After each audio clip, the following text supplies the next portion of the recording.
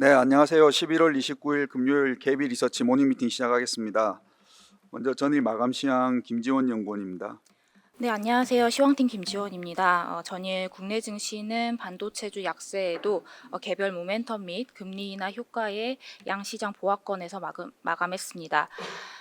한국은행이 예상과 다르게 25비과와 종목별 모멘텀이 작용한 헬스케어, 인터넷 게임이 강세를 보였고, 반도체주는 델과 HP의 실적을 통해서 수요 우려가 확산된 영향에 부진했습니다. 최근 들어서 보조금 이슈에 이어서 업황 부진 등 연이은 악재가 이어지면서 매물이 출회되었습니다. 반면에 셀트리온 그룹주는 다잘렉스 바이오시밀러의 임상 3상 돌입에 강세를 보였고, 에코프로 그룹주는 에코프로 BM의 코스피 이전 상장 예비 신청서 제출에 동반 강세를 보였습니다. 시총 비중이 높은 반도체주의 약세에 코스피 보합권에서 머물렀지만 상승 종목 수는 하락 대비 우위를 보이는 등 최근 이어지고 있는 종목 장세는 연장되었습니다. 해외 증시 살펴보겠습니다. 미증시는 추수감 사절로 휴장인 가운데 중국 증시는 바이든 정부가 대중국 반도체 관련 추가 수출 규제안을 발표할 것이라는 보도가 전해지면서 하락했고, 유럽 증시는 그러나 이러한 규제 범위가 예상보다 축소될 수 있다는 전망에 기술주를 중심으로 상승했습니다. 관전 포인트 짚어보겠습니다. 이르면 다음 주 2일 중국의 반도체 관련 추가 제재가 예상됩니다. 수준은 완화될 것으로 기대되고 있지만 HBM 등이 포함될 것으로 예상이 되면서 관련주에는 부담으로 작용할 수 있어 보입니다. 전일에 이러한 우려를 일부 반영했을 수도 있지만 금일 그러한 점을 딛고 반등으로까지 이어질지는 관건이겠습니다.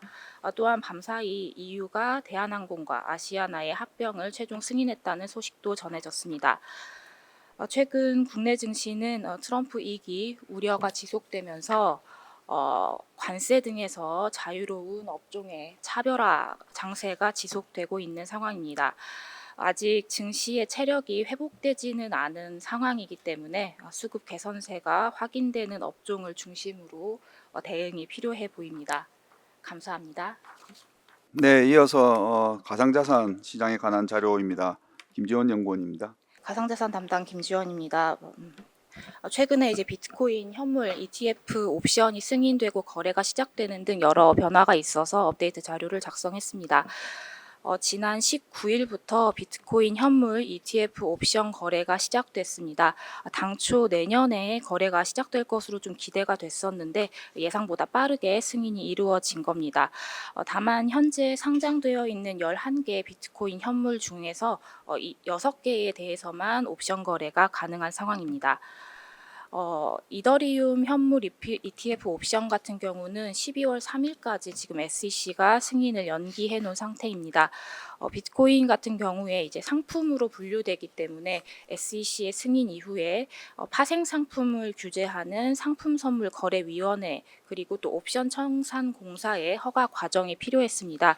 그러면서 약 10개월 정도가 소요가 됐었는데요.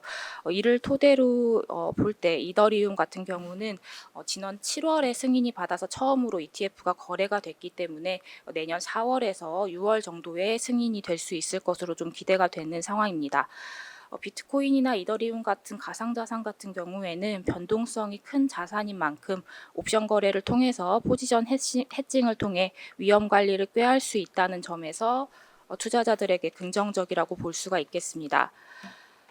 또한 가상자산을 기반으로 한 다양한 ETF도 만들어지기 시작하고 있는 상황입니다. ETF 분야에서 관심을 가져야 할 다음 행보는 지수나 다양한 형태의 ETF의 출시, 그리고 두 번째로는 비트코인과 이더리움에 이은 제3의 가상자산 현물 ETF의 등장 여부입니다. 최근 SEC는 7RCC의 ETF를 승인했는데 이게 그 전체 포트폴리오의 80%를 비트코인 그리고 20%는 탄소 배출권 선물을 구성한 최초의 비트코인 현물 ETF라는 점에서 좀 의미를 갖습니다. 향후 다양한 비트코인 플러스 알파 형태의 ETF 등의 등장을 기대해 볼 수 있는 대목입니다. 또한 솔라나나 리플 같은 가상자산을 기초자산으로 하는 ETF에 대한 기대감도 존재합니다. 다만 이러한 알트코인들은 선물 시장에 상장되어 있지 않기 때문에 여러 가지 규제적인 과정이 좀 더 필요할 것으로 보입니다. 올해 1월 비트코인 현물 ETF 출시 이후에 5월에 ETF 현물 ETF의 출시, 그리고 11월 비트코인 옵션까지 가상자산의 금융화가 빠르게 진행이 되고 있는데요. 트럼프 2기 정부의 우호적인 스탠스를 고려할 때 이러한 움직임이 더욱 힘을 얻을 가능성이 높아져서 관심이 필요해 보입니다. 자세한 사항은 리포트 참고 부탁드립니다. 네, 다음은 산업 및 기업 분석 순서입니다. 먼저 SK 바이오팜에 관한 자료입니다. 김혜민 연구원입니다. 안녕하십니까. 제약바이오 담당 김혜민 연구원입니다. SK바이오팜 이닛 자료에 대해서 말씀드리겠습니다. SK바이오팜에 대한 투자 의견 바이 목표 주가 14만 원으로 커버리지를 개시합니다. 투자 의견 바이를 제시하는 이유는 미국 내 지속적으로 우상향하고 있는 엑스코프리의 성장세, 그리고 향후 기대해 볼 수 있는 세컨 프로덕트 도입을 통한 매출 확장, 그리고 글로벌 트렌드에 부합한 방사성 의약품 단백질 분야에 대한 선제적 투자입니다. 목표 주가는 DCF를 통해서 산출되었고 KB증권 리서치본부 4분기 COE를 반영한 웩 6.2%, 연구성장률 1.9%를 반영했습니다. 일단 미국 내 엑스코프리 같은 경우는 9월 처방 건수 기준 약 3.1만 건으로 경쟁 신약의 출시 53개월 평균차 2.2배 수준 이상을 기록하면서 가파른 성장세를 보여주고 있습니다. 연간 매출액 같은 경우는 기존 3억 달러에서 3.2억 달러 수준의 상단을 기록할 것으로 예상되고 있고, 엑스코프리 단일 품목으로 고정비 약 4천억 원을 커버할 수 있다는 상황에 진입했다는 것은 본격적인 성장 궤도에 올라섰다라는 판단입니다. 또한 미래 성장 동력 같은 경우는 이제 세컨 프로덕트 도입, 그리고 2023년 8월 프로테오반트 사이언스의 인수와 올해 7월 풀라이프 테크놀로지스의 방사성 치료제 후보 물질 라이선싱 계약이 대표적인 사례로 좀 간주되고 있고, 각각 시장이 35년 기준 70억 달러 그리고 33년 기준 137억 달러 시장임을 감안하면 향후 신약 성과 도출에 따른 추가 밸류에이션 매력이 유의하게 존재한다고 판단입니다. 감사합니다. 네, SK 바이오팜에 대해서 투자 의견 바이와 목표 주가 14만 원으로 커버리지를 개시합니다. 투자 의견 바이 배경은 첫 번째로는 미국 내에서 뇌전증 치료제 성장세가 지속이 되고 있고요. 두 번째로는 향후 기대해 볼 수 있는 그다음 프로덕트 도입을 통한 매출 확정, 그리고 세 번째로는 글로벌 트렌드에 부합한 방사성 의약품이나 단백질 분야제, 분해제 분야에 대한 선제적 투자를 통한 R&D 역량 확보 등입니다. 자세한 내용 레포트 참고 부탁드립니다. 네, 다음은 유틸리티 중에서 이제 폭력에 관한 2025년 전망입니다. 정혜정 연구원입니다. 안녕하세요. 유틸리티 담당 정혜정입니다. 폭력 산업에 대한 업데이트 리포트 말씀드리겠습니다. 폭력 산업에 대해 투자 의견 포지티브를 제시합니다. 23년 글로벌 폭력 발전 설비는 신규 설치량이 전년 대비 50% 증가했습니다. 육상 폭력은 100기가와트 이상 확대됐고, 해상 폭력 또한 10.8기가와트가 늘어났습니다.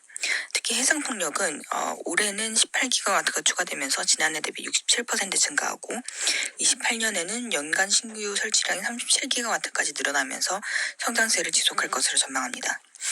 최근 폭력 산업에서 가장 큰 변수는 미국 대선의 결과일 겁니다. 트럼프 대통령은 이전 임기 때와 마찬가지로 화석연료 생산 및 활용을 장려하는 동시에 IRA 폐지, 파리기후 협약 탈퇴 등 친환경 에너지 개발에 대해서는 불리한 공약을 제시하고 있습니다. 그러나 이러한 정책 방향성이 신재생 발전의 증가 추이를 꺾지는 못할 것으로 전망합니다. 과거 트럼프 1기 정부에서도 신재생 발전 설비 용량은 연평균 7.2%의 속도로 증가세를 지속했고, 특히 풍력 발전 설비는 연평균 9.8% 증가하면서 오히려 바이든 정부에서의 성장률을 상회하기도 했습니다. 블룸버그는 대선 결과로 정책 지원이 다소 축소되더라도 미국 내 신재생 발전 설비는 35년까지 연간 100기가와트 이상의 설비를 새롭게 추가하며 확장세를 지속할 것으로 내다봤습니다. 다만 증가 추이는 바뀌지 않더라도 그 속도는 다소 둔화될 수 있을 것 같습니다. 특히 해상 풍력이 상대적으로 영향을 많이 받을 것으로 보고 있는데요. 이미 건설 중인 프로젝트들은 큰 차질 없이 진행될 가능성이 크지만 2029년 이후에 가동을 시작할 예정인 아직 계획 단계에 있거나 신규로 제시되는 프로젝트들은 지연될 가능성이 남아 있습니다. 해상 풍력의 특성상 정부의 인허가 절차가 많은데 이런 부분들이 까다로워질 수 있고 자본 집약적이기 때문에 세금 혜택에 대한 의존도도 높기 때문입니다. 그러나 꼭 정책뿐만 아니라 현재 다른 외부 변수들이 지난해 연말부터 다소 불리한 상황인 것도 영향을 미치고 있습니다. 첫 번째가 금리인데요. 해상폭력은 상대적으로 비싸고 공사기간도 길기 때문에 대규모의 자본 조달이 필요한 만큼 금리의 영향이 크게 작용합니다. 미국과 유럽의 금리가 하락세로 반전한 것은 긍정적이지만 아직 높은 수준에 머물러 있는데 충분히 낮아질 경우 해상폭력 건설에 대한 부담도 축소될 수 있습니다. 마지막은 공급망의 병목 현상입니다. 풍력 발전 설비 수요가 빠르게 늘어나면서 터빈과 변압기, 전력 케이블, 기자재 설치용 선박 등 밸류체인 전반에서 공급 부족이 나타나고 있고 이는 비용 증가와 일정 지연에 영향을 미치고 있어서 이런 병목 현상의 완화가 얼마나 되는지 여부도 확인해야 할 것으로 판단합니다. 풍력 산업 내 탑픽으로는 SK 오션플랜트를 제시합니다. 미국 풍력발전 시장에 대한 정책 불확실성에도 불구하고 유럽과 대만과 같은 기타 지역에서의 해상풍력 시장은 적극적인 친환경 정책을 기반으로 견조한 성장세를 이어나가고 있습니다. SK 오션플랜트는 양호한 트랙 레코드를 바탕으로 대만 해상풍력 하부구조물 프로젝트를 충분히 확보하고 있으며 연말에는 국내 해상풍력단지 물량을 추가 수주할 가능성도 있어 25년부터 본격적인 매출 증가를 기대하고 있습니다. 이상입니다. 네, 풍력 산업에 대해서 투자 의견 포지티브를 유지를 합니다. 풍력 발전 설비의 증가세는 지속될 것으로 전망을 하고 있고요. 지금 최대 변수가 이제 트럼프 대통령 당선입니다. 알려졌다시피 이제 그 친환경에 대해서는 좀 부정적인 공약이 제시를 했습니다. 다만 이러한 그 정책이 산업의 이제 발전 방향성을 크게 바꾸지는 못할 것이다라는 이제 판단이고요. 과거 트럼프 일기 정부에서도 풍력 발전 용량은 오히려 바이든 정부 때보다 증가하기도 했었습니다. 향후 이제 그 해상 풍력 개발의 변수로는 정부 정책과 금리 그리고 공급망 차질로 판단을 하고 있습니다. 관련해서 국내 탑픽으로는 SK 오션플랜트를 제시를 합니다. 네, 다음은 디지털 대성에 관한 자료입니다. 성현동 연구원입니다. 네, 안녕하세요. 스몰캡 담당 성현동입니다. 디지털 대성 말씀드리겠습니다. 디지털 대성은 이제 대성학원 계열의 교육 기업이고요. 올해는 이제 영업이익 240억 원으로 소폭 감익이 예상되나 내년도에는 매출액 2,700억 원, 영업이익 350억 원으로 좀 큰 폭의 실적 개선을 전망을 하고 있습니다. 관련해서는 이제 세 가지 체크 포인트를 제시를 드리고 있는데요. 첫 번째로는 이제 의대 정원 증가 등으로 N수생 증가 추세가 좀 두드러지고 있습니다. 특히 올해 수능이 지나고 정부에서는 2025년 대입 의대 정원을 이제 1,000명 증가시키는 걸 시작으로 2006년 이후에 17년간 정체되어 있었던 의대 정원을 점진적으로 확대하겠다는 의지를 다시 한번 강조하였습니다. 이에 따라서 2012년에 14만 명 수준이었던 졸업생 수능 지원자가 올해는 처음으로 16만 명을 돌파했습니다. 그러면서 이제 전체 수능 지원자 중에서 약 35%를 차지를 했고요. 디지털 대성은 이와 관련해서 지난 8월 30일 호법 강남대성 기숙학원이라는 기숙학원의 지분 50%를 취득을 했습니다. 이 호법 강남대성 기숙학원은 강남대성 의대관을 운영 중이고요. 작년 기준으로 의예과 153명, 의학학 계열 315명의 합격생을 배출한 최상위권 전용 기숙학원이라고 보시면 됩니다. 인수 이후에 이제 수용 인원을 1,200명으로 40% 증설을 완료를 하였고 2025년에는 증설 효과와 실적이 온기 반영됨에 따라서 연간 매출액 450억 원, 영업이익 130억 원을 기여할 것으로 전망을 하고 있습니다. 그리고 세 번째로는 주주 친화적인 정책인데요. 2012년 이후로 매년 배당을 실시해 오고 있고 2022년과 23년에는 자사주 100만 주, 115만 주를 속각하면서 200원씩을 배당을 했고요. 올해 같은 경우에는 주당 배당금을 500원으로 공시를 하였습니다. 그래서 어제 종가 대비 시가 배당률은 6.6%가 나오고 있는 상황이고요. 이제 교육업체 관련해서는 학령 인구 감소를 가장 큰 리스크 요인으로 산업 전반적으로 보고 있습니다. 다만 디지털 대성 같은 경우는 이제 최상위권을 대상으로 하는 입시 교육을 하고 있기 때문에 상대적으로 학령 인구 감소에 대한 부담은 좀 적은 편이라고 판단하고 있습니다. 이상입니다. 네, 디지털 대성은 3분기 연결 기준 매출액 693억 원으로 전년 동기 대비 9% 증가, 영업이익은 184억 원으로 역시 전년 동기로 2.8% 증가를 기록을 했습니다. 투자 포인트는 세 가지로 보고 있습니다. 첫 번째는 의대 증원 증가 등으로 소위 N수생 증가세가 보이고 있다는 부분이고요.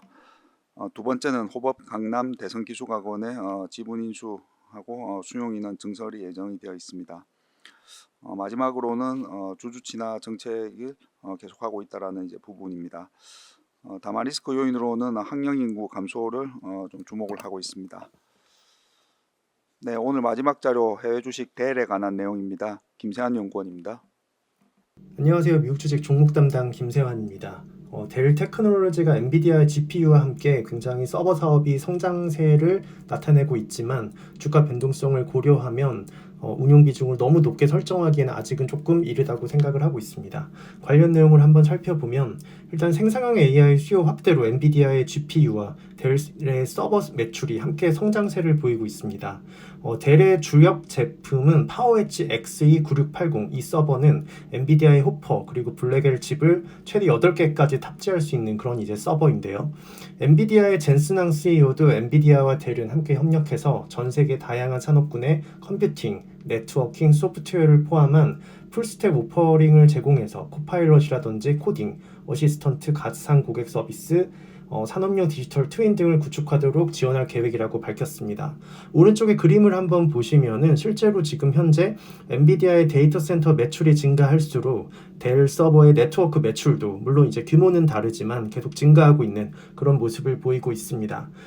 델 같은 경우는 3분기 기준으로 서버 및 네트워크 매출이 전년 동기 대비는 58% 증가한 73억 6천만 달러 정도를 기록을 했고요. 전체 매출에서 이 서버하고 네트워크가 차지하는 비중은 지금은 30% 정도로 전년 동기 대비는 9.3%포인트 증가했습니다. 이 델의 XE9680 이 서버에 대해서 간단하게 설명드리기 위해서는 좀 넘겨서 그림을 한번 보면서 설명을 드릴 건데요. 이 그림 3번을 한번 봐주시면 이 가장 크게 있는 이 네모난 상자가 일단 이 델의 XE9680 서버입니다. 이 안에 보면은 엔비디아의 GPU가 8개까지 탑재가 되고요. 물론 이제 그 밑에는 엔비디아의 NVLink죠. 이 GPU를 연결하는 기술이 들어가고 최대 32개의 DDR5 메모리, 총 4TB의 메모리 용량을 지원합니다. 그리고 인텔의 제온 CPU 2개와 공냉식 냉각 방식을 현재 채택을 하고 있습니다.